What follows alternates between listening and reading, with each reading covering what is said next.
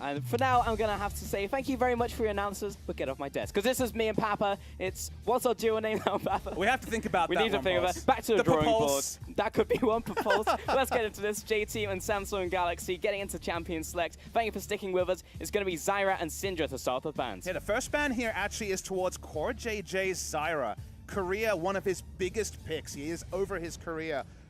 By far his most played in the support role came from AD carry as well. He's a 21-8. Hasn't necessarily been a staple for him this season, but an understandable ban. And this mid lane champion pool, Syndra and Karma, they are Crown and Fofo picks, so he's handicapping himself to keep Fofo down. Yeah, and you definitely, that was off the top of your head there, Pappy. Definitely did look at your notes on that one. But either way, it will be Galio and Caitlyn coming in from J-Team to round out their bans, while Zach and Karma come out of Samsung Galaxy. Small point you see at the top of your screen, although the EU versus NA tournament was played on patch 7.13, we are on 7.12, just like LPL, LCK, and LMS were running last week, so it is not the same patch that you saw earlier today. Exactly. We've gone back in time just a little, but for these teams, it's what they've been playing on, so they are used to it. First pick of Elise, high priority, good to see. It does mean that Gragas and Rek'Sai are both available for Ambition. I saw him moving past the Rek'Sai in recent series. I love that he jumped on Rek'Sai because 2-0 Rek'Sai against Longzhu, both of his games, they came from behind, and it was his intelligent pathing of Ambition that was really the big thing in those victories. So the extra information, the ganking potential, I love seeing Ambition on Rek'Sai.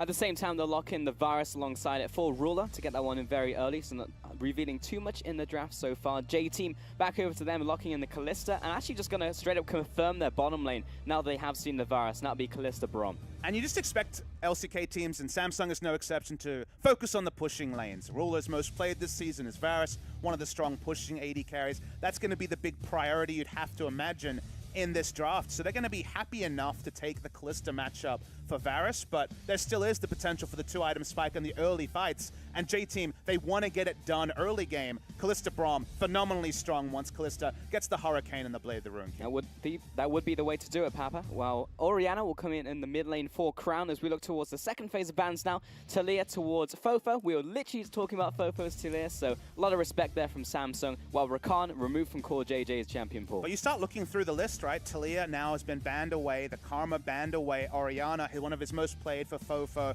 is taken away. Victor and Echo are the two big staple picks he's played this season. LMS has played a lot less games than LCK, so maybe he does have the extended bench, but the LeBlanc ban as well. Yeah. We're very much already at a point where Fofo will have to show something new, and him having lane pressure on Crown is one of the big things we expect for a J-Team victory if it was to come about. And the problem with that, Papa, is you have this Orianna in the mid lane, a very neutralizing matchup, so then it's like, okay, what do you pick here to try and actually just beat out Crown? Well, Corki, which is being hovered right now, could be a possibility. There's kind of two flavors of thought. You can go Cassiopeia and go super early game, even though you do get pushed out level 9 onwards, or you could go the new pick, which has been the Corki that Crown himself has played. Not necessarily a counter pick, but a very comfortable matchup into the Orianna, and also someone who can hit the 1-item spike before Orianna gets all her items together.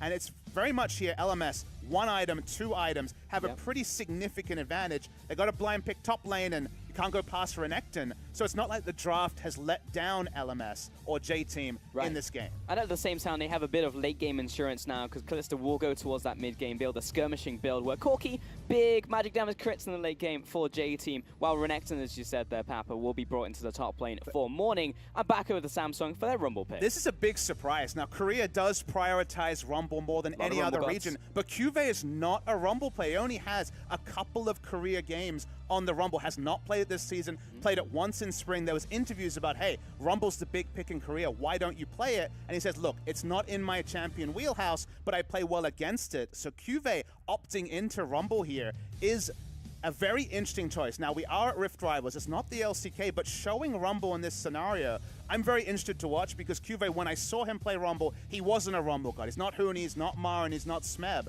So it's actually going to be very interesting for me to track, in not a fantastic laning matchup, how his Rumble looks against Morning's Renekton. It's not a good matchup, but many analysts will say that is a very good matchup in terms of the players. Cuvée has shown a lot, whereas Morning is considered to be one on the weaker end of the top laners in Rift Rivals.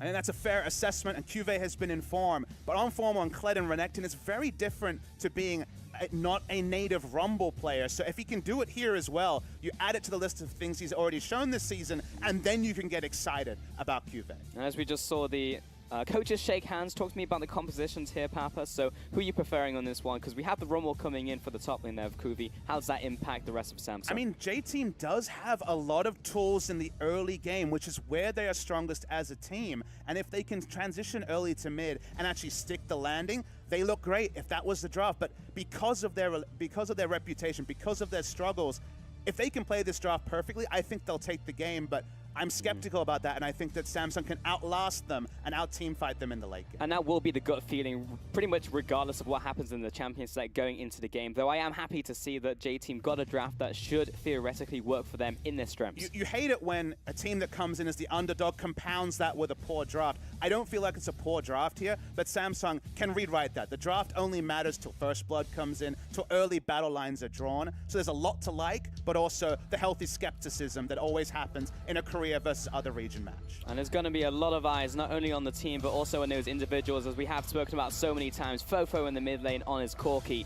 He did have to show something a little bit different, as we will be getting onto the Rift for our very first game in Rift Rivals, the Asian Rift Rivals between LMS, LCK, and LPL.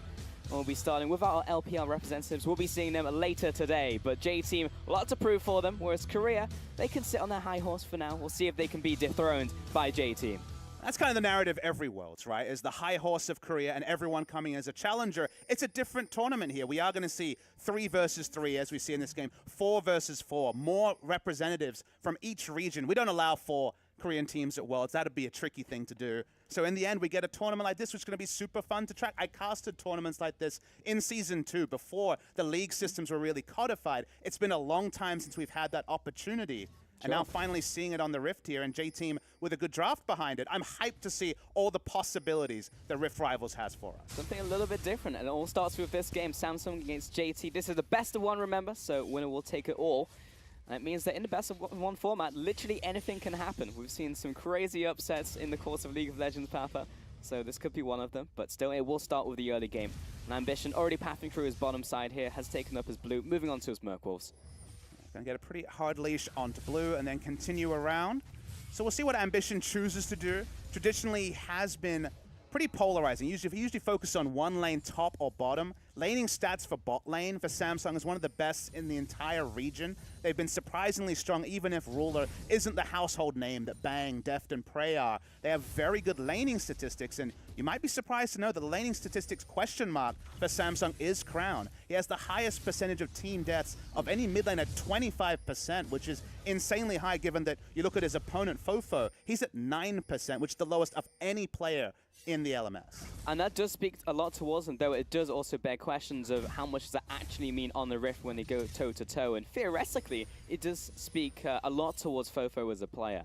And it does mean also that Samsung have been blind picking wave clear and kind of dealing with that in terms of what it causes. Karma, very common pick for them. Usually Crown is just pushing out while Ambition is top or bot lane. His focus is very rarely mid lane, and that's why Crown just kind of has to rely on his historical great play and not get a lot of resources until the late game. Sure. Let's take a look at the bottom lane here. BB and Jay going into Ruler and Core JJ. I've got the Tam Kench coming in the end as well. With that Varus, so Brom's picked him very early in this draft, so often in the LPL we see that as a response to these hard engaged lanes like a Thresh, like a Blitzcrank, to just trying to put a spanner in the works. I also like that we're highlighting Morning in the top lane, watching that matchup. J-Team against Flash Wolves. Was solo killed in pretty interesting fashion, building for lane. Now he's in a lane dominant position, and that can always play with your mindset. If you've had a recent bad performance and then you're told, well, you've got the lane advantage, you need to push out, you need to control your opponent, that can definitely cause mind games on a player. And we'll see if Morning, in this position where he should have lane control, can find that healthy balance between pressuring the Rumble, but also not just overextending for a gank. And while Fofo is getting battered down in the mid lane, he will have to take a trip back to base. He does have teleport, so he should be okay on this one as Crown pushes in. But in the top lane, Morning did also start with that Duran Shield. And that, as a Renekton, definitely speaks to the way he wants to play out the lane. Because Duran Shield, great into Rumble, though I do hold my thought on this one. As Fofo goes in. Chooses not a good time to jump in, because Ambition is on the bottom side, takes the Thunderlord's proc. And Ambition will not go for this flash as Alex comes around the side. That's a Cocoon. A lot of damage coming down onto Ambition. He'll jump away, but Repel used defensively, and everyone backs away. That was actually a really awkward scenario all around. Ambition was only going to enter lane to help push because Crown was very low on mana. And then he was kind of in this situation where he overextended pushing, was caught, had to flash away. A Rek'Sai without flash up is still something that doesn't necessarily have to be respected in terms of ability to pressure lanes. So that's a big cost from Ambition just to help Crown push out. JT are going to be feeling pretty good as well. The fact that mid lane did not have to burn that flash. Cuvée also putting that hurt down onto Morning. And just to revisit that point, I only like to leave a point unfinished. Morning, because he's on that Duran's shield, he's not looking to dominate lane. He hasn't gone for the Duran's Blade right here. He's looking to pretty much survive against this Rumble. Duran's Blade Pulse. We have Marin going Cull first Renekton very frequently in Korea. So that's what I'm talking about. This is the most defensive by far, but still does strive the balance, right? You still do get the on-hit damage to minions, still are able to push in.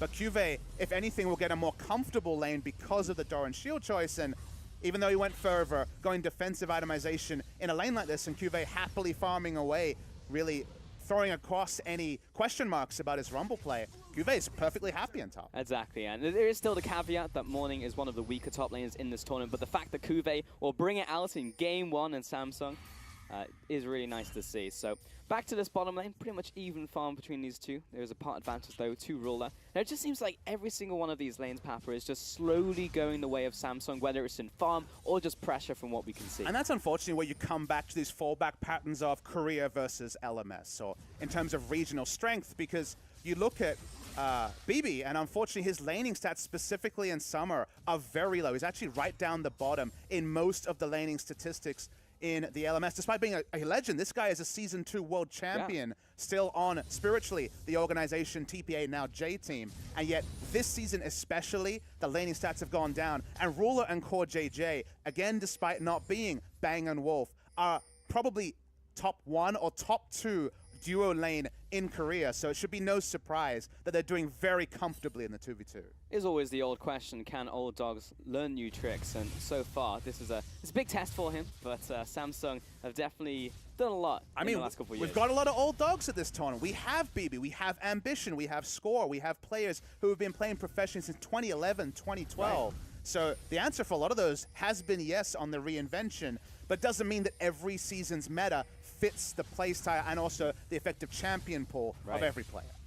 And it has changed a lot of top laners just all over the world, moving into more of those carries. Can they actually adapt? Can they move on? And honestly, even in LPL, the rookie of the split, Kabe, just could not adapt. He was literally the best player in top, and now is sunk to the bottom. And that's why people say, where's Haru? Because Haru was a star, was a top 3 MVP player as the jungler for Samsung, and then has played just a single game. And you just have to look at the meta and say, okay, well, Rengar is gone. That was one of his most effective picks. He was the best Rengar in Korea, maybe even the world for a time, but the champion pool changes, things change, and now top lane always Morning is going in. I mean, he was not going to be able to pick up that kill regardless of what he was doing there other than pressure, but Cuvée just turns it around, places down the equalizer, and goes back to normality. Well, you speak that word pressure, and you can see Samsung feel like they have the pressure to be able to roam from the bot lane. Ambition will steal away the red buff. Suddenly, Samsung's control of the map is extending from just the river vision further into red buff. And given where the game is at, and given that Crown will continue to basically infinite scale on the Orianna, it's a bit unfortunate that J-Team already find themselves in a pressure disadvantage, because this is around the phase, moving towards one item where they should really have the control of every skirmish and every team fight. And my eyes are on Alex as well, on the Elise here. I guess this is a priority pick, is known to be the premier ganking early game jungler. And Alex has gotten a couple things done, has been able to come with those counter ganks in mid lane, but outside of that has not really put huge amounts of pressure onto these pushing lanes from Samsung. And there's a lot of questions for J-Team as a team. I was, again, aping that last series against Flash Wolves. Game 1, drafted 3, 80 carry marksman champions, and then just hard initiated on fights, getting to melee range, not really managing their resources very well. They seem to draft smartly, but don't play around draft smartly, and that's hurt them a lot. And them understanding that is, here we go. Cuvée going into the overheat. That's just going to be an easy first blood coming in for Alex out of the jungle. Renekton Elise, it's the premier top lane jungle duo. See the fans clapping very happily, seeing that First Blood has gone to the home region. That's always a steadier. That's a really good feel moment for the side of J-Team, but it only means something if they can continue to create pressure and find other objectives. A single kill onto Renekton while Rumble's happily farming is just a little bit of happiness in a vacuum. Exactly. It's a morale boost, but what does it turn into later on in the game? But still, JT, if they can accelerate this, they can go for those more of those skirmishes. The dragon up right now is the mountain dragon. So if they can actually put some pressure on that one, start to fight Samsung, maybe they can turn it into more. I mean, Crown's getting closer and closer to level 9, and we'll be able to shove kind of in the face of Fofo. You do have to go Hex Drinker awkwardly. You can't just rush Trinity Force against an Orianna, because largely when you're going for your Phosphorus Bomb auto trades, you are going to be in range of the ball, and you might just have a turnaround trade with a Shockwave. So you have to go Magic Resist, so you're halting, you're building for lane, not necessarily for team fights as much. And Crown will start getting the pressure back that was kind of Corki only. It's a big rotation. Yeah, coming out from Core JJ, pumps the Abyssal Voyage, turns up, says hello to Ambition, and gives him a gateway into the enemy jungle to place down some deep vision. Vision very shallow from the side of J-Team. Only just a single ward that was put down by Fofo as he cleared away the enemy Raptors. So something like the Mountain Drake start, which they would love with the Trinity Forces and the other itemization coming in soon, is delayed. And speaking of delayed itemization, Morning has gone for the Spectre's Cowl first. Very often, even in a matchup like the Rumble, you want to be going for the Tiamat, the Phage, looking to kill your opponent rather than sustain through damage. So a defensive mindset in the Doran Shield, more defensive mindset in the Spectre's Cowl. At some point, Rumble is just going to keep building for lane and be okay. And that's where the effectiveness of Morning's Renekton will start to drop off. And then it begs the question, how long is it going to take until we see these spikes from JT? Because this Hex Drinker, the top lane going for Spectre's Cowl, is just going to delay that more and more. And then when do we see JT ever pull the trigger? And this does go back to what Raz was saying. You know, this is a region who does take a long time to turn online, long time to get all their ducks in a row and then execute on the plan. And then during that time, maybe Samsung had just accelerated too far beyond when they can ever contest. And it's a real fair point, because if you try to get all your ducks in a row against a team that innately may be better than you, by the time those ducks in a row, if they're delayed, the enemy team has itemization to largely negate what is any advantages. Fofo has to flash. Flash out of there of the quick sombrero, point blank from Crown. He has burnt that one, so he's both summoners still to him. Ambition just saying, hello Alex, how's it going? Didn't expect to see you here in this part of the neighborhood. I did promise you solo missions, Pulse. That's sometimes the Ambition way. He'll make the swag walk out. He'll call it a swag walk. It was definitely a walk of shame. Yeah, he definitely, well, he solid snaked his way out. You know, he alerted the gods, but they quickly forgot about him. Corki actually went teleport, only appreciating it now, but very much focusing on just staying in lane and getting the push down. Doesn't have the Trinity Force, but at least the Sheen to re-enter lane and get some chip damage on the outer mid lane turret is something for J-Team, who we've already mentioned a couple of times, are very focused on those mid-game spikes, getting the outer turret ring down as bot lane. Yeah, Fate's Call coming in here. Alex coming in from the top side. I mean, the communication 100% came in from the jungler there. I'm coming down, and BB pulls the trigger. So just a bit of a wasted ult there. And then we just, again, we return to this point where Samsung pushing in the top lane. Orianna finally back in mid. Will return to pushing. Push war going really well for Samsung. And now with the vision pushed up, the power of this Elise, who we already saw with the Elise Renekton, which is that deadly top lane duo I know the Korean teams will be aspiring to, but not largely able to pick up. Yeah. That phase is starting to go down as Cuvée face checks Morning. Morning is very low though, and has already used the dominance. Cuvée turning around is now unoverheated, if that's a word, and then we'll actually just stroll back to lane. It's all good, no problem. Unoverheated. Unoverheated, that's the one. You've coined that one, yeah. Pulse. He's cooled down will probably be the correct English term, but unoverheated is what I'm taking to the bank. In the bottom lane, I do want to correct myself very slightly because Core JJ did burn his flash in that one, I think, off screen, when the Fate's Call was used. That being said, Alex has found himself in top lane. Ambition and Core JJ on the way. Yeah, considering ending the laning phase in Abyssal Void, there it is. They're pulling the trigger. Can they get the kill down on Cuvée very quickly? Yes, they can. The Venomous Bite comes in for that quick kill, and Alex now called out pretty much with his pants down. Core JJ and the ultimate. Void Rush comes out there with the kill. A 1-for-1 trade. Yeah, Cuvée was just too tasty a bait and was taken down. It does mean that Varus' top lane, we're still waiting for first turret blood or first brick to be taken. First inroads is made in the bot side, but there's 3 members here from Samsung. It's going to be a close race. I assume Samsung will win it. Yeah, ultimately it will be a tower trade here, Papa, but with a tempo advantage to Samsung.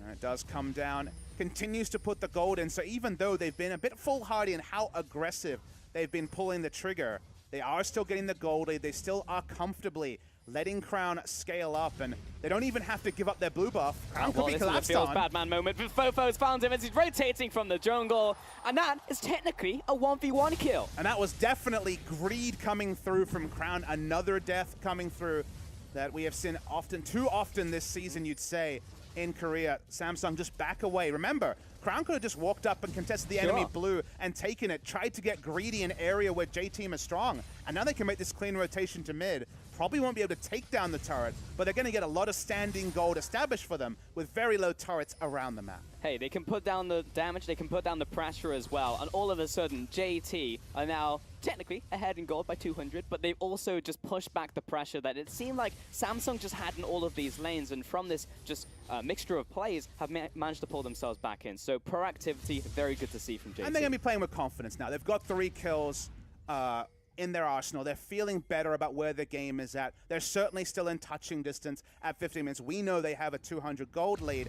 They aren't collapsing super early as you can see Fofo. He's got a one-track mind. Damage. Turns the ultimate back around to Ruler, who just sidestepped the last one, but that was always 100-0 from Fofo. Well, Fofo's decided that he has anointed himself the carry and he's going to try and take this game over. 19 CS ahead and a good matchup for the Corki.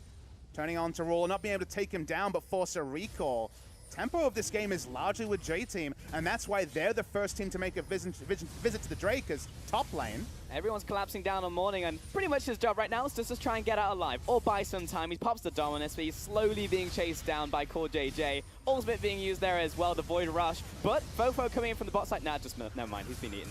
Ruler turns around, big ultimate comes down. Fofo should be funny, drops away the Valkyrie, still alive. Jay also there as well to contest, and he does manage to get out of life. So saving Private Fofo, mission complete. And I get the Drake, so that's the trade-up, is a single pick for the Drake, which you would take if you're the side of J-Team. A much better trade than Crown, who gave up his life just to claim the blue buff and then ended up giving it over. So still, very comfortable territory for J-Team. They picked up first, but they've picked up first Drake. They didn't pick up the first turret, but in a phase where they need to take the ascendancy, the early game, in the first match for the LMS at the tournament, J-Team have not rolled over, and that makes it a much more interesting tournament to track.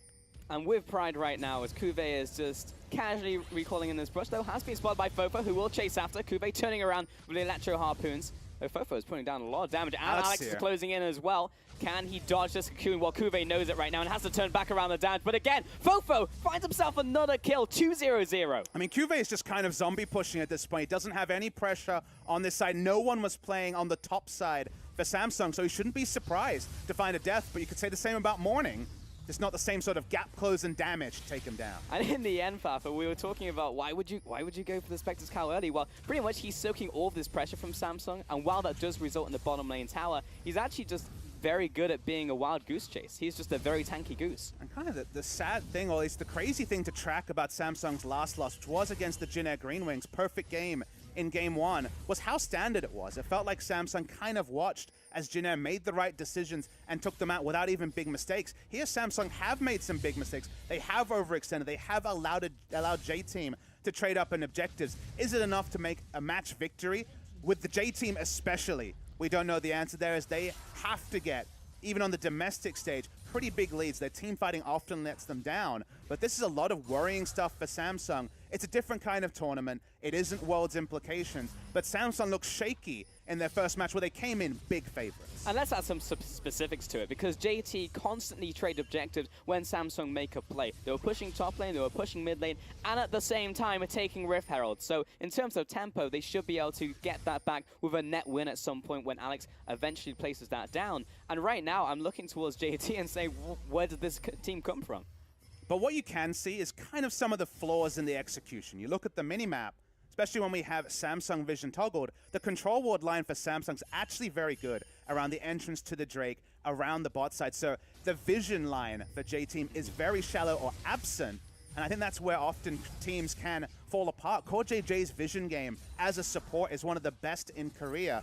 And if you're going to be getting these leads and trading up, if you don't do it with vision control as well, you can't be surprised where you make a misplay, you lose a team fight, and suddenly the map is scary to go even to your own Raptors. So pushing up vision is something they need to do to cement what has been a great objective early game. And that's pretty much the next step that we have to see from JT right here, because I want to see what they do with this Herald, how impactful it is. Is it just used to break open that mid tower, which is honestly very, very low. Someone could just walk over and tap it, and it will go down. So hopefully they can make a bit more happen off that. Though right now, Samsung have not really been dissuaded from this early game and are still moving around the map as a group. Well, you look at the lineup and you're like, how did JT make things happen? So we have to hold that point as bot lane. We've gone on a voyage into the bottom lane. Morning is trying to make his way out, and this will be a very slow death. If he even dies at all, because he slices and dices, he's back at his tower. No eulogizing a Renekton who has flash up. He will live through this particular scenario, but just to return to the point, the best way for J-Team to win, especially with the item build, they've gone for the Haunting Guy second from the Elise, is control wards into Samsung face checking. So setting up that exclusive vision. They don't have long range engage. There isn't an Ashe. Playing the map with the Corki who can rotate now that he has Trinity Force, and also getting picks in transition. What they want to do is start pushing control wards around the Baron area where Alex is pathing now. Control wards there, Samsung has to face check going into a Baron. Haunting Guys at least takes you down. Corki gets the faster run between mid lane and top lane, takes an inner turret. That's the next step in the game, and that's why it's good to see one of them place so far. And this is what I'm used to out of the LPL, contesting red buffs. Hey. And Fofo gets one of those. You can tell I'm a changed man, Papa, because as soon as the Baron spawned like 20 seconds ago, I was like, why aren't the teams fighting over it? What's going on right now? What's Dan Gaming? But these teams playing a little bit slower, though I do like the contest. And Fofo picked up the red as well. I still kind of shake my head that Goong is still playing at the top level in 2017. His re-rise and Dan Gaming's rise has been a funny story too. They did relegate Easy Hoon and friends from the side of Vici Gaming. They're so very lovable. There was something special about the world champion Bengi getting relegated by Goong in 2017. Hey, another one of those old dogs as well. And you can see the man on your screen, BB. Also one of those who's going to absolutely destroy this red buff. Got him. One of the things I love about League of Legends is the fact that careers are getting longer. Goong can come back. Players can, when the meta suits them, come back from previously what would have been a permanent retirement, right? Yeah. So the average age of League of Legends players, competitive players, is getting older as more and more players are having the 3 to 5 to 7 year career that looked impossible 2 to 3 years ago. I mean, the common thought was that if you go past a certain age, that your mechanics get a little bit sloppy and just not as fast as the younger folk nowadays. But the strategic minds are still a power on the Rift, and talking about those macro games, big strength towards them as Cocoon just flies by Ambition. The macro game right now for J-Team, given where they're at in the game and itemization, is probably a little bit too shallow.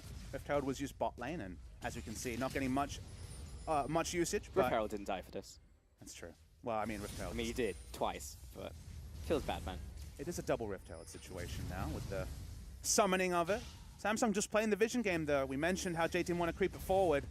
It's been held down. There's no more control ward on the red buff. No exclusive vision here. And J-Team's end result isn't to send Fofo in a side lane with Trinity Force. It's kind of pushing minions in the mid lane. I guess it's so that they can rotate down for a Cloud Drake, but not really the bounty they want when, honestly, they're at their strongest point itemization, short of maybe the Hurricane being completed on BB. That is true. JT are going for their second dragon of the game. They would have liked if it wasn't a Cloud Dragon, but you get more and more of those and you will be speeding around the Rift. But they definitely would have wanted something else. BB face plants the wall, but it's fine. He's going back to base. Morning gets the honey fruit as well. But you can see all of this vision now coming out from Samsung around the top side of the map. They always get something from this one as Ambition angers the Baron. He's back over. Of course, JJ saves him from the wrath of Baron. And then we'll go back to base. We're all good. Let's take a look at some of his item builds, as I just saw Fofo picked up his BF sword on top of his Intrinity Force. So there are big item power spikes coming in from JT. Yeah, the Hurricane also that we mentioned before, that's completed. Trinity Force would be lovely. Sorry, Infinity Edge would be lovely, but going to take time to come together. J-Team very strong in the 5v5, and Samsung more about rotating Crown to the top lane, picking up minion waves. He's still at one item, so Orianna has a long way to go in her item build. So for now, Samsung just playing this vision game, just trying to deny J-Team getting exclusive vision around Baron, and it's on J-Team to make plays in other lanes, so somehow getting coverage for Fofo to, much like Renekton, be pushing into this inner turret in the top side is the big victory for them right now, short of taking the Baron. And I've got to praise at this point in time Morning. We're 23 minutes in, almost 24 into the game, and he's died once. He's been ganked like 7 billion times, and he's got basically the same farm as Kuve. Like, he has done an exceptional job at being the guy who's focused. It felt like he came into this knowing that was going to be the case, but the weakness that you would expect from JT has not shown itself. When the matchup was announced, when you knew it was Morning versus Cuvée, if you're a J-Team fan, you're concerned, understandably, especially with how good Cuvée was in summer season, but there is a big caveat here. Jumping on the Rumble is something very different for Cuvée, and that takes nothing away from Morning, but his assignment has become easier because Cuvée counterpicked himself for lane and is on a champion he doesn't have great proficiency on. CoreJJ getting chased down. A lot of Allspits being used on the Tam Kench, so he jumps away. Meanwhile, in the backline, Ambition going to town on Alex. BB, meanwhile, getting chased down, but that's going to be the save there onto the ADC. CoreJJ on point, comes back out, takes him down for the double kill over to Cuvée. And Pulse, they didn't have the vision to make the play. They kind of smelled blood in the air and went for the hard commit on the backline. Don't get out of it. That's the turnaround in this game. Samsung stick the landing. They want to get the outer mid lane turret. They turn it on in an instant. And J-Team, they had full control of the game. Will they be able to get it back? Because that felt like a sea change to me. It definitely feels like a switch has been flipped in that one, Papa. And we're now 4-4 in terms of kills. Samsung now back in the lead in terms of gold. Ambition would like to take out this ward before hopping over the wall, courtesy of CoreJJ. But it is still those 2 kills in that mid lane, which did not result in the mid lane tower. But it was just too much of a risk from J-Team. When you have a comp like they do, we're going to see the replay here. Consider how deep they're going. They have the information of the minion line, but they don't know where Orianna is. They don't know where Ambition is. They continue to go super, super deep, and Crown flashes in for the begin here. Cuvée cuts down the line. They just roast the duo lane. And it was just so unnecessary because they weren't returning to top side as, okay, JT on Baron. Actually just on Baron right now, and it should be going down. Where's the confirm? Goes over the Kalista, as always. JT with the Baron, but what happens now? Morning goes down, and everybody from JT trying to run away, survive with some of these Baron busts. Fofo extremely low, but Cuvée was chasing after. He goes into the Zhonya's, but he's on the chase. He's on the hunt. Equalizer misses its mark, and Fofo, don't go that way, Fofo. All right, goes into his bottom jungle, but CoreJJ, he's hungry. He's looking for a meal right now. Alex should be here to save him, hopefully. Fofo turning it around very He's just trying to zone him so they can get the inner turret. Pushing down the mid lane, Papa. Yeah, just wanted to zone him to get the inner turret. Wasn't actually trying to chase down a kill on the Tahm Kench. Out of context, that was a strange one as Corki teleports in. Not really that many low health members to clean up, only Crown. I'm scared for Ambition. This seems like another solo expedition where he's trying to get out, but Fofo goes the wrong way, so he's dodged the guards on this one. Good job, Ambition. So we're going to have to get a replay to get the full context. I imagine the Cliff Notes is that Samsung got a victory backed, and J-Team were like, it's either Baron now or Baron never. Made the suicide engage, and the Baron got the Baron crucially. It was looking awkward as the Ren didn't come out instantly, and the Baron was sitting there awkwardly at 300 health being like, where am I going? Turned out it was going to be going to the side of J-Team. Only a couple are going to be wearing the buff. It's a nice injection of gold, but Samsung, even though they didn't pick up the Baron, after that sea change we mentioned already, 4 turrets, 7 kills, now actually have a gold lead. And J-Team are going to wonder where all their advantages go because they do never get stronger than they are right now. Liandry's complete, Infinity Edge, Trinity Force complete, the Hurricane and the Blade of the Ruin complete. This is the apex of J-Team's comp, and Samsung do have the gold lead we spoke about, and it's starting to get to the worrying territory where even if J-Team play things perfectly, they haven't necessarily drafted for 5v5. They get a pick. That could work, but apart from that, you feel like Samsung, they run around as 5 and they just try to make the best of every scenario. Well, JT are starting to mobilize in the mid lane.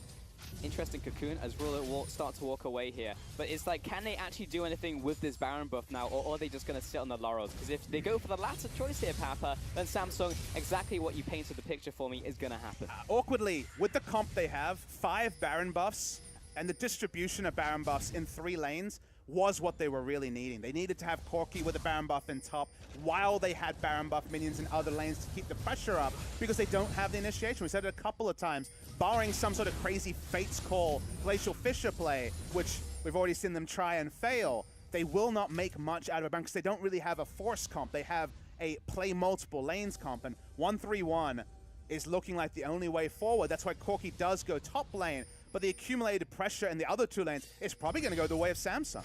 And that speaks to me, and it says, well, we're probably looking at a longer game now from JT where they have to go for another Baron, also get that one, and then if it goes long, then Samsung are just going to simply outscale, do more damage, and beat them in the 5v5, and that just starts to feel pretty bad when JT had such a good early game. It's just one of those situations where once again you have that clear VOD stamp where you're like, well, we were doing really well until this point, and you might think, okay, great laning point, you'll take it away, you'll work on that, but it's been J-Team's story for almost a year now, has been very much rinse and repeat, doing well in the early game, then making a crucial execution mistake Is that a shot calling problem? Is that a coaching problem? We don't know, but it's alarming that this has been the story for basically a year.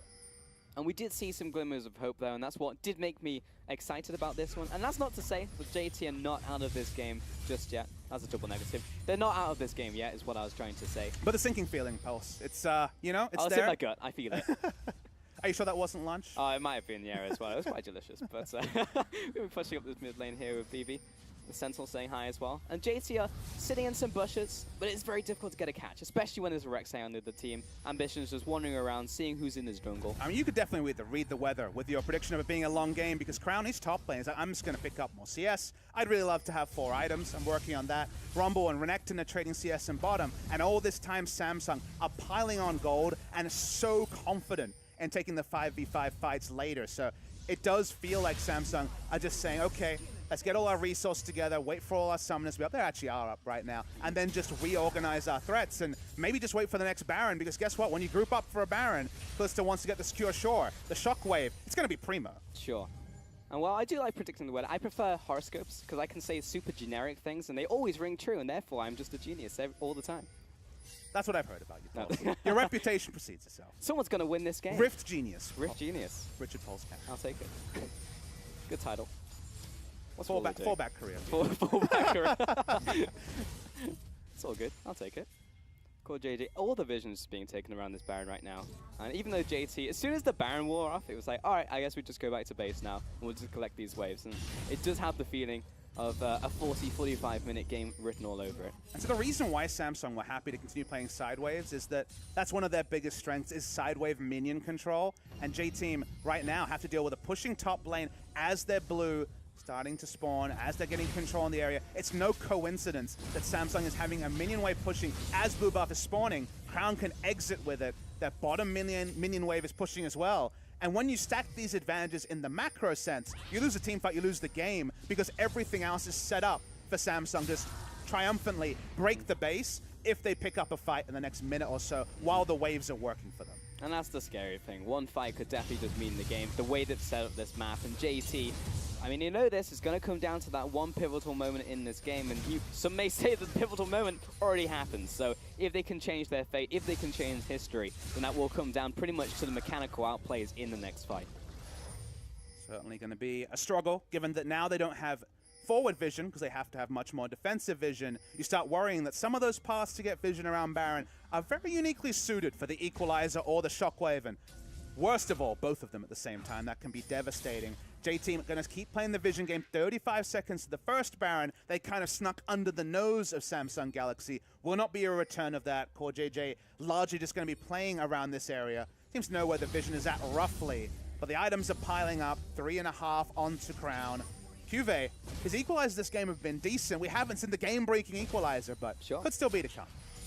And some put their faith in the line, but I put my faith in Fofo in the mid lane. He's 2-0-0. It's been like that for about half an hour, but he did have a very good early game. And this is the guy we were talking about to try and carry this game for JT. And it feels like if there is going to be any type of late game insurance, it's going to be the Corki, who will ramp up later on into the game. Oh, you say insurance, kind of flimsy insurance pan, only having a Corki compared to... Yeah, the guy who sold it to me was pretty dodgy, but it was cheap. Was it one of those volcano insurance things where you're like, I don't think we have volcano eruptions around here. And he's like, aren't you overdue for one? And it was like, I mean, you're right, so I guess I'll go for it.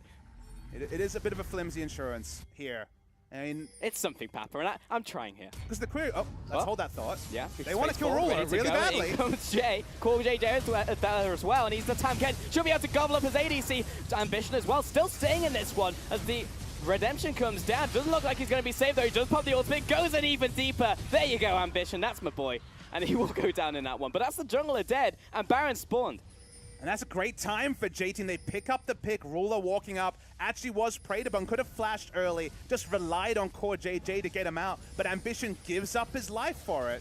They start off the Baron, but they want to turn. It's going to turn into a fight. Flash coming in from Morning for the engagement. They instantly take down Ruler. Kron getting chased out as well. The Renekton unkillable at this point in time. Core JJ trying to wobble away from the fight, but overall, this is another pick over to JT, though they are wounded. And it's a quick pick, which means that Ambition is still 20 seconds away from spawning. No longer has a global on the Rek'Sai. Will have to home guard his way back. I think Samsung might just be giving up the Baron. It's against the from the Kalista. So the percentages say it's probably not going to be Baron. It's going to be Baron to JT. And this is what we were talking about, Papa. They can change their fate. It's going to be tough, but it came off a pick. Almost another kill onto Kuve. Fofo stuck in the mid lane.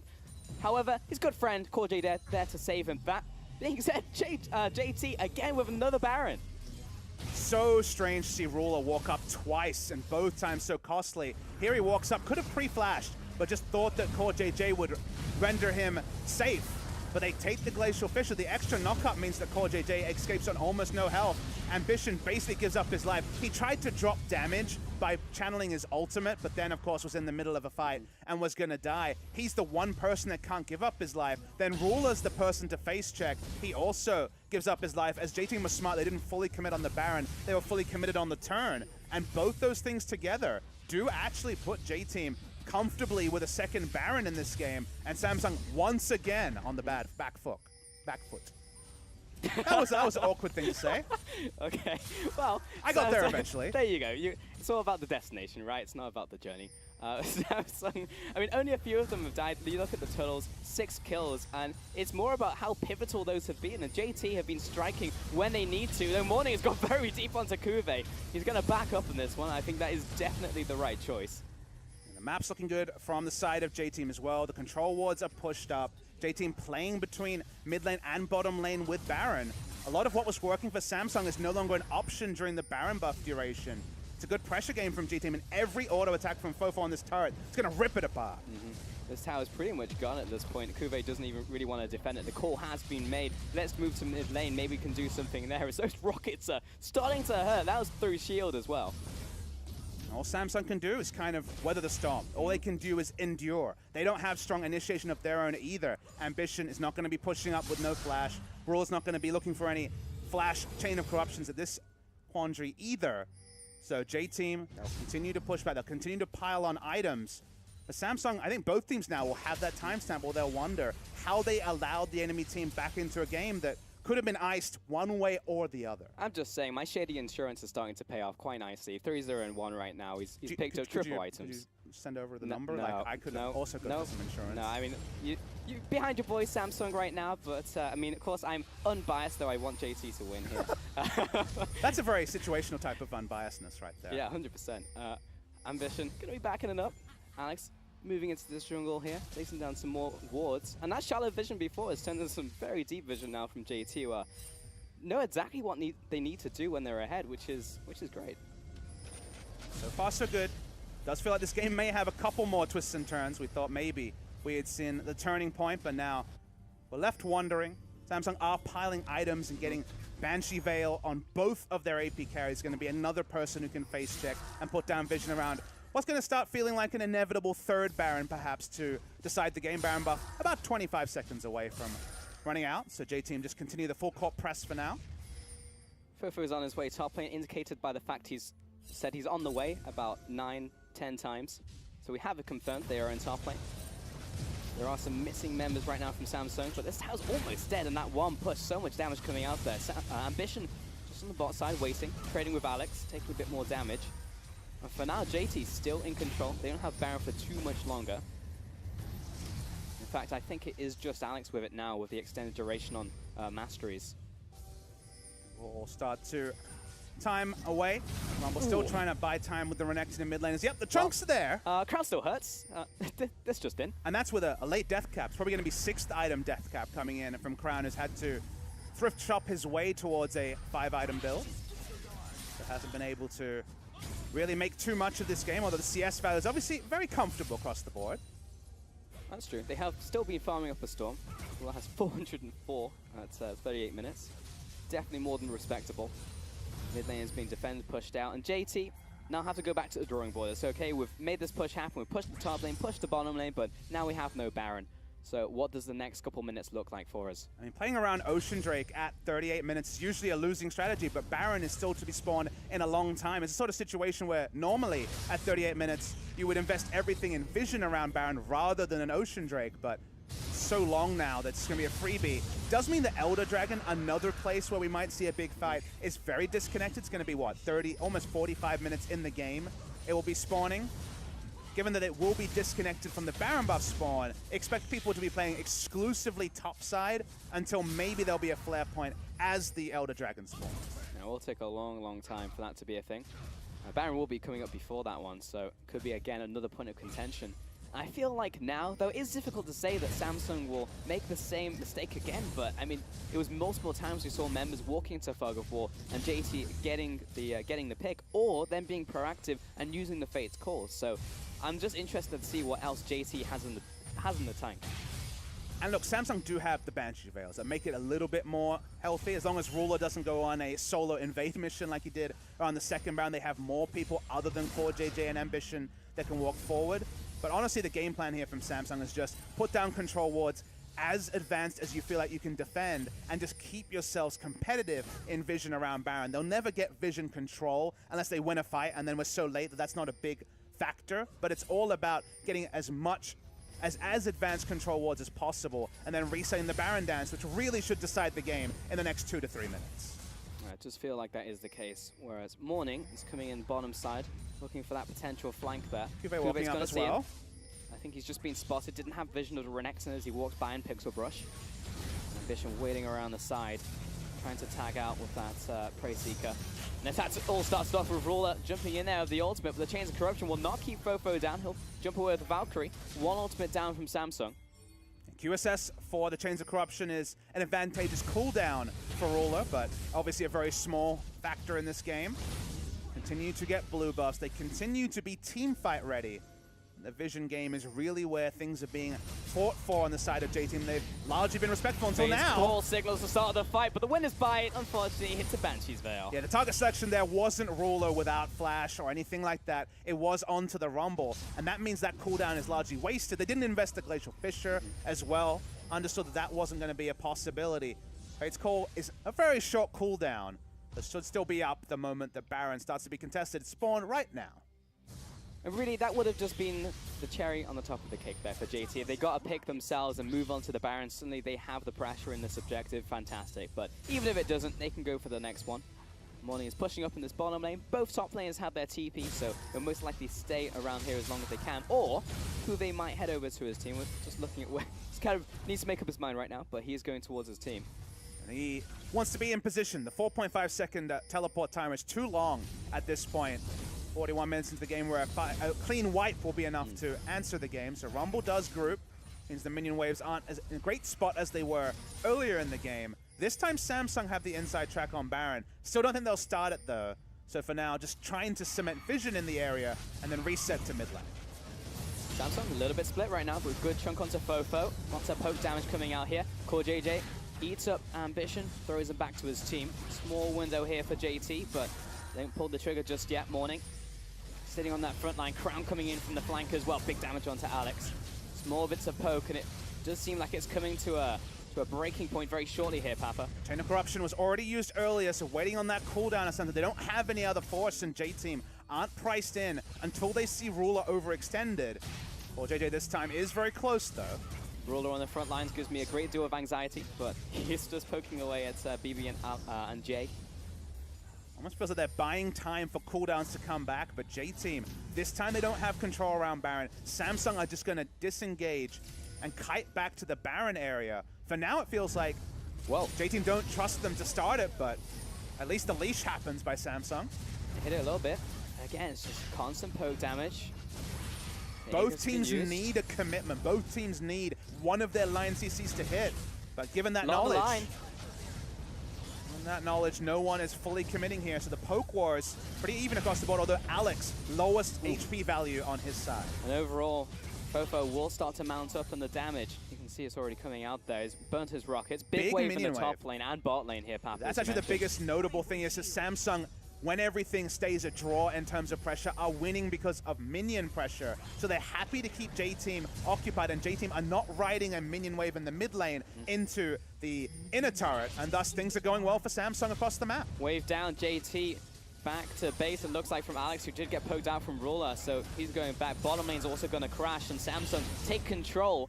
by essentially just keeping JT there and playing the waiting game. They played chicken, and they played chicken the longest with the lanes pushing in their advantage in top side. That's why they start the Baron. Renekton, he's not there. He's still recording. He might just go up. back to base. Yeah, this is pretty much gone. Equalizer comes down, and Jay and BB rather just see this is happening. To flash the ultimate coming in from Jay. Yeah, this is a big committal. Corki's now coming back into this one. Does have the package as well. Will he pull the trigger? Looks like that's a resounding no on that one as Jay lets them leave. And that will just be the Baron over to Samsung. And Samsung were playing chess while J-Team were playing checkers. They felt like if they pulled it long enough, they would get the supremacy of the minions. They saw Renekton on the map dealing with what was 3 or 4 minion waves pushing in. They knew that they didn't have wards there because remember, they've been defending control wards and cutting upwards as after minion wave was cleared by both sides. Because J-Team never forced them to take the long route to defending the inner turret, they could play around Baron. And that's why the first opportunity, they take their first Baron of the game. That was a really long, drawn-out scenario with very little bloodshed, but now the blood might be shed very shortly. BB getting chased down here, needs to stay behind Jay, but wait for that one to come down with the Unbreakable, and Bo5 getting blasted! Meanwhile, Ambition looks to confirm this kill, though it doesn't get any stacks down, so Redemption will heal a little bit. They'll go back to base, but mid lane now being sieged in from Samsung. And it will take the turret here. No one's in position to defend it. Bebe and Fofo gave up their health bars, poking around the sides. Samsung pick up the Baron buff. They know exactly what to do with it. They kite away, and another team fight goes to Samsung. Game should be over. And the way that they won that was essentially just, as you said, playing the game of chicken, keeping JT there. JT, every single time they came back in, it was via making the play, jumping in, initiating. It just didn't happen in that scenario, and now Samsung battering down the bottom lane. And what people need to take away is it wasn't an even game of chicken. If it was about the first smile, they were pinching themselves because they knew they had the minion waves pushing and that eventually it would go their way. So J-Team should have been able to look at the minimap and realize we have to ride this minion wave or we will just lose. Now they might look for an emergency fight. One coming in from the top side, we'll have to slice and dice away. Ambition chasing after. Doesn't look like he's too committed on this one's ruler. Front lines once again, but we'll back away. And maybe there's enough ability power on the shield to allow Ruler to frontline situationally. No flash up on Jay, they know that information. Alex also, so in relative safety of Samsung, they want to pad their stats with an Elder Dragon as well.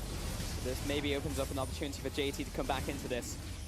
Waiting for the Fate's call. Dropping low, Shockwave used, doesn't have a big impact. Down comes the Equalizer, zoning them away. Alex once again, range, but he's taken down from the Equalizer, and it will be smited away by Ambition.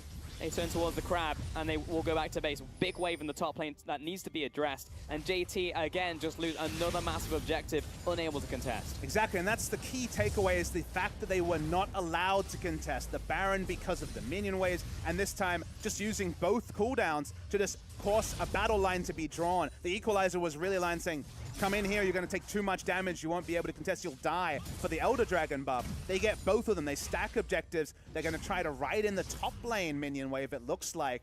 And Samsung looking for what feels like a PvE victory because amount of teamfight in this game has been preciously low. Only 13 kills in 47 minutes. Yeah, very stark contrast to what I'm expecting to see out of the Chinese squads here, Papa. If MVP versus OMG has 13 kills at 47 minutes, that's just not a reality I want to live in, Pulse. Yep. Don't want that one, but Samsung, I mean, it's pretty much, if they were going to win this game, it would be in this fashion, and JT have never really put Samsung in a lose-lose situation, though multiple times when contesting these objectives, Samsung were putting JT in that lose-lose, where no matter what they did, they weren't going to come out with something good. But it's not a playstyle that would work traditionally in the LCK. We'd see comps like this that J-Team has run. I mean, the punishments were good twice from J-Team, but Samsung are not playing a long game victory in terms of regular LCK performance. They may win this game, but it doesn't inspire confidence for the future. Perhaps a catch on Ambition. He tries to jump away. The flash comes in. Really want him. Jay as well. Pops the ultimate, but this is the tank, and we've pretty much used all our cooldowns.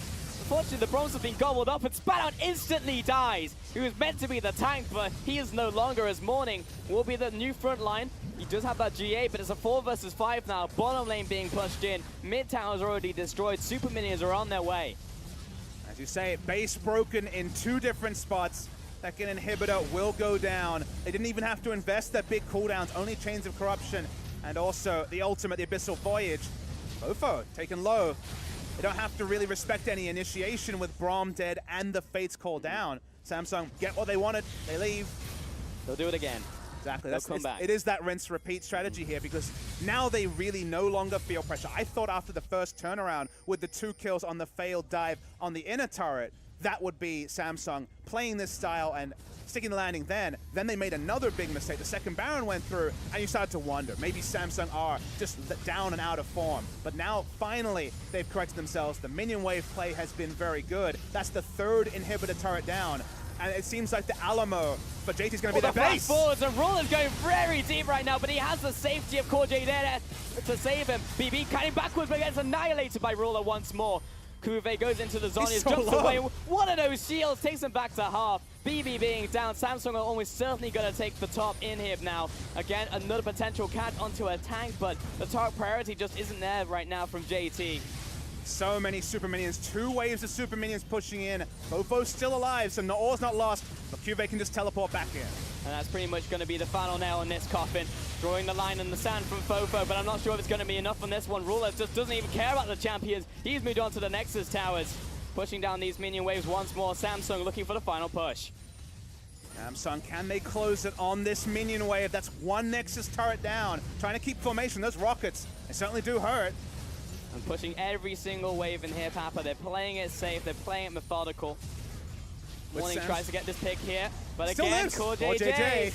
Tam Kench, hell of a champion. And now Morning going to be dropped shortly into his Guardian Angel. Does survive miraculously. Go back to base. Inhib respawns and sure to go back down once again as Samsung are right on the front door. They go back to base. They're going to play this slow. 50 minutes on the clock. Baron spawning soon, but they just want the win. I mean, CoreJJ's Medivac play in this particular game has been on point, so often devouring right at the last second. You could argue maybe too judicious in the usage when Ruler died and gave them up the second Baron, but other than that, has been super on point, has not died. Only person on Samsung to not die. It's usually the focal point when you play a Tahm Kench comp, is just killing the Tahm Kench to prevent the frustration, whereas this opposite number in terms of not dying is Fofo, who alone has lived up to a lot of the plaudits and the hype that we had around Fofo. But a Corki can only do so much, really does rely on his tank line, and it hasn't been a reliable display there around him. And regardless of the result of this game, Fofo can come out with his head held high as another Baron goes down over the Samsung. We've had quite a number of Barons this game, Papa, but hopefully this one will be the last for Samsung, as they should be able to find the game here. Double super minion waves in every single lane. And it does seem like it will be the final push. Unless Fofo can pull something miraculous out of the bag, I don't really see it happening. It's not the pure damage build that might be turning up the big numbers. Also, I mean, Samsung aren't going to be focusing on kills. They just want to focus on killing the last Nexus turret. Exactly. And taking down the game, so they don't even have to win a straight-up team fight. Waiting for those grouped-up minion waves. Here's, I guess you could call it one minion wave. Yeah, the 6th member, the minions coming in here. Morning getting chunked down as well by Ruler. Jay coming in from around the side, the flash, the fissure as well, but he's on the front lines, gets dragged in by BB, saving him. Again, Tahm Kench. They want to finish it. There's the next turret. Shockwave doesn't hit anything. Sombrero on the floor. Ambition backing up, goes down as well. Fofo finds that kill. Morning turning around onto Ruler as well. He jumps away. Fofo still alive somehow. BB turning it around. But Kuve, the damage out from Ruler, the mid lane as well. And everyone has to back away. Nexus goes down. Samsung take the win. Samsung could finally play front-to-back League of Legends for the first time this whole game, often having to deal with pushing lanes and other queries. They get their second Baron. The Baron usage from Samsung very clearly on a different level to what J-Team could manage. They take the victory, but the path there was long and winding. And if you're going to talk about honorable losses, it's a pretty damn honorable loss for J-Team and the LMS. 100%. They can come out of this one feeling pretty good about themselves. But in the end, the Korean lineup, Samsung, do manage to take it. It feels like around that mid-game, the switch was flipped. They were like, okay, now is the time to win this game. Let's slow it down for 30 minutes. And once they did, just meant everything went their way from that point on. I mean, one of the quirks of this tournament is that Samsung's second game in the group stage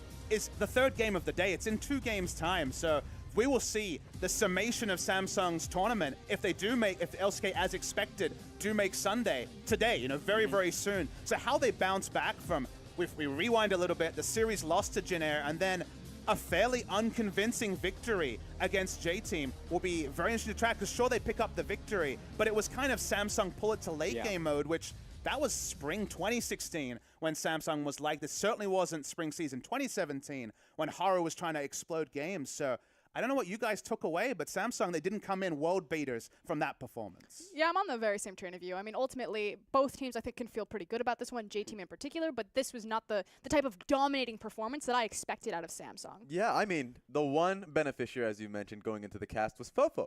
He was a madman. He going into this one, Fofo, we had expectations. We were a bit timid. How is he going to perform up against a Crown?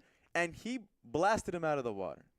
And that's, I'm going to hesitate on blasting. Okay. There was definitely some high points for right. Fofo. I mean, he technically got a solo kill, so... Well, he was also technically getting blasted in the early lane phase that forced him to use his teleport. We didn't talk about that. And let's first and foremost talk about Corki as a pick, because we're starting to see Corki really emerge in the LPL in particular. I'm glad to see him stick tight in 7-12 over in the LMS region. And I just love Corki right now. I love the fact that he has super strong mid-game power spikes. A lot of his lane matchups are okay. You know, he can itemize in the Hex Drinker you're talking about on cast. Yeah. And then his late game scaling. Like, how many times do you get a mid lane champion who's like great at mid game and then hyper good at late game scaling? I think Orianna really is the only one that fits directly in there. anyone who can have lane pressure, push against most opponents, or have pressure on most opponents with first the range auto attacks and the rocket spam, and from there has turret pressure solo as well, can play side lane, kind of a rich man's Talia in some way if you think about it, because he has much more turret pressure in the side lane than a Talia does. So, but given how much he can do, as a pick, I think he's underplayed, if anything. I think he should be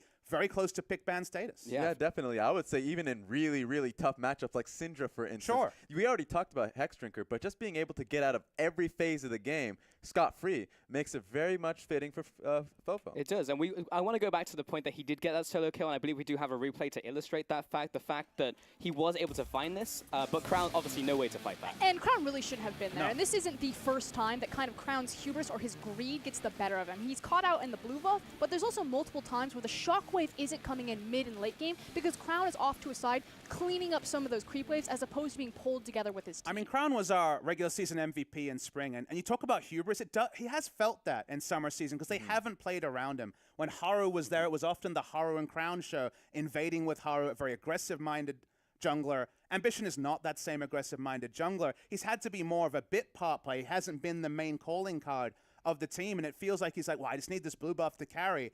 Doesn't respect where the team is at. Could have just, as we mentioned on cast, walked over and taken the enemy blue buff with his team, but he's like, I'll get the blue buff and clear and not have to be involved. And that hubris is getting to him. Sure, he's still a fantastic player, but it's an extension of what is kind of a worrying trend for specifically Samsung. Can is be that exploited. This man who they thought that he could kind of be on an island and do fine is still feeling that need to carry and thus making these silly mistakes. And you already said Greed. That was a moment where he needed to understand his role in the setting in which there were towers being taken, either defend mid because that was being attacked by Fofo, or in the bottom lane. But he just tried to take the blue buff because he must have realized that was going to be taken in the meantime because that pressure was gone. But that's definitely a risky play. It's a new query on Crown, is that Faker, the best player of all time, is one of the best at saying, well, I'm on Lulu now, I'm going to do Lulu things, bangs the carry. And Crown now has to find himself in a scenario where he does need to temper himself a little bit in scenarios where he can take a step back, trust his teammates. I think he'll get there by Worlds, but this is like a half-split story for Crown that needs to be addressed. But we'll get to see another chance for Crown to maybe redeem himself later on into the day. But to bring it back to this game right here, there was a lot of plot twists in that game. It definitely went back and forth. I think it was around the mid-game where there was just a fight that really turned the tempo back around. This is the problem for me when it comes to J-Team because they had the execution proper, or at least pushing into the jungle, have Corki topside. The reason they get caught here is because they thought they got a pick on Tom Kench, and they divided themselves. They pushed way too far deep into enemy territory. If they had played it patient, it would have been better for them. Yeah, and this is just the glaring weakness of J-Team. We kind of called attention to the fact that their mid-game fumbles a little bit, and it's in that mid-game setup and execution, which is something that Samsung were so much better at, as demonstrated by that team fight. But just the vision line. Core JJ, you talked about his control wards, how they were setting up the creep waves before moving into objectives. It was just so much crisper and cleaner, which allowed Samsung the ability to stall this one out and take it with confidence. Yeah, and that damage graph definitely just told the story there, of especially J-Team, Raz. Yeah, that's the big point. Because from that point forward, sure, J-Team's able to sneak the Baron from that one, but then Samsung plays a much slower and understanding game about what's happening on the map. You saw a lot of you already mentioned it, low kill game, because they were able to stall it out in the mid lane, recognizing that their side waves are in order, and J-Team definitely fumbled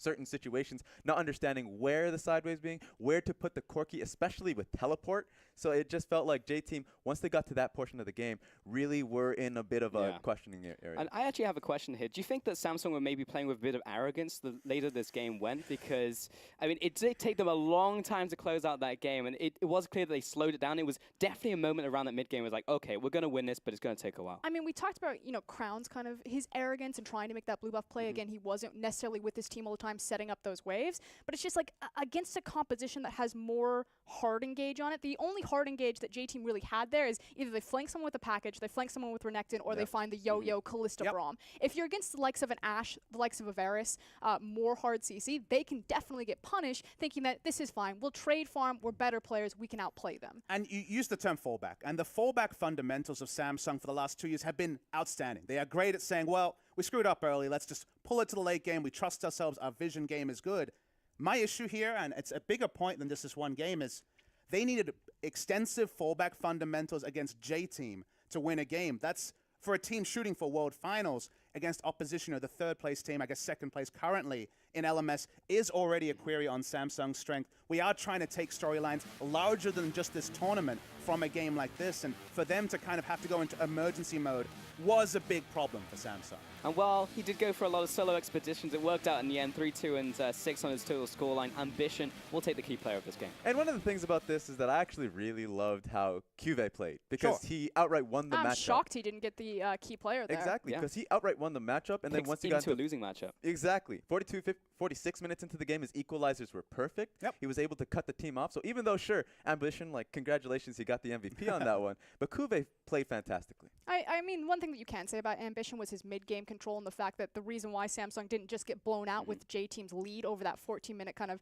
rotation fiasco was because Ambition was playing such great red zone defense. You know, constantly checking that Baron, constantly teaming up with Core JJ, and making sure that the team was covered. Staying burrowed, so we had Tremor Sense to add to some control wards and not give away a Baron. There you go. Good He job. also said, Great mechanics, baby. That's all you need. And he also said, my life for Iron sacrificed himself, and his other teammates maybe got a call a couple of times. So, yeah, there's that as well. But I definitely agree. Cuve was a large part of that win. And it was big question marks around his champion state. It's like, wow, Rumble into Morning right here with his Renekton. And then there was the questions of, is there a big player disparity between them? But still, they both held on, but Cuve, big, like, equalizes in the end. Yeah, in all honesty, if that's Cuve's, like, one of his first Rumble performances, I'm terrified for the rest of the tournament, because he looked phenomenal on that champion. His equalizer cutting off that Elder Dragon and pretty much giving them the free objective, it doesn't get better than that. Let's say he's leveled up. He's got the confidence from the other champions, and his Rumble, like you say, Ixu was the same story. He's now on like a Jin Air. Charizard. He's getting there. He's getting there on Rumble, and I thought after the Rumble changes, these kind of secondary or third or tertiary Rumble players would just focus on other champions after the nerfs, but they learned here that if they are put in a position where Rumble is the right pick, Cuve can deliver. And with, you know, still the better part of a second round robin to go, that's something for Samsung to work with. Yeah, and adjacent to him, of course, is Morning, who honestly, even though the rest of J-Team looked very well, Morning did not. I think Morning played poorly in the lane, built poorly because he went for a defensive itemization. Spectre's Cowl. Exactly. I don't understand what's happening there.